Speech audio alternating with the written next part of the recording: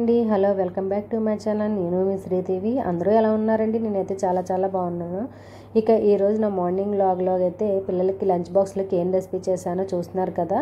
So ఈ recipe చూస్తూ ఈరోజు బ్రహ్మముడి సీరియల్ అయితే చాలా బాగుంది. ఈ సీరియల్ కూడా మీ అందరితో షేర్ చేసుకోవాలనుకుంటున్నాను. ఇంకా ఆలస్యం చేయకుండా రెసిపీలోకి అయితే వెళ్ళిపోదామా. స్వప్నకు కావ్య గోరింటాకు పెడుతూ ఉంటుంది.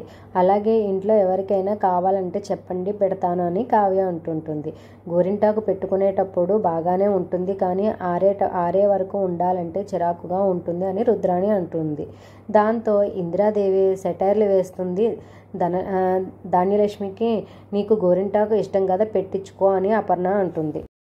నాకు ఇవ్వాల్సింది ఇస్తే చాలు, గోరింటాకు గట్రాలు ఇవ్వద్దు అని ధాన్యలక్ష్మి అంటుంది. కావ్య ప్రేమగా అడిగింది, పెట్టించుకునే వాళ్ళు పెట్టించుకోండి, అంతేగాని మాటలతో గొచ్చకండి అని స్వప్న అంటుంటుంది. అప్పును కూడా పెట్టుకోమని ఇందిరాదేవి అంటుంది. కళ్యాణ్ సరే అని చెప్పగానే పెట్టుకోవడానికి ఒప్పుకుంటుంది అప్పు. దాంతో పెళ్ళాన్ని బాగానే కంట్రోల్ పెట్టుకున్నావురా కళ్యాణ్ అని ఇందిరాదేవి అంటుంది. అంటే మేము భర్తల మాటలు వినట్లేదా అని కావ్య అంటుంది. ఈ ఇంట్లో పెళ్ళాల మాట వింటున్నారా అని సుభాష్ పంచి వేస్తాడు. మీరు కూడా చేరారా మామయ్య గారు అని కావ్య అంటుంది. మా నాన్న ధర్మం ఎటువైపు ఉంటే అటే ఉంటారు అని రాజు అంటుంటాడు.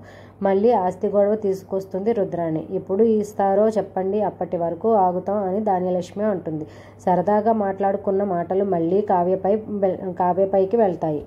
కావ్యకు అందరం తోడుగా నిలబడాలని, కావ్య ఏం చేసినా అది ఆ ఇంటి కోసమే అని గుర్తుంచుకోవాలి అని ఇందిరాదేవి అంటుంది. ఎవరు అర్థం చేసుకున్నా చేసుకోపోయినా మీరు మాత్రం నా పార్టీనే అని కావ్య అంటే, మావయ్య గారు కూడా నీ పార్టీనే కదా, అందుకే ఆస్తి రాసిచ్చారు అని ధాన్యలక్ష్మి అంటుంది.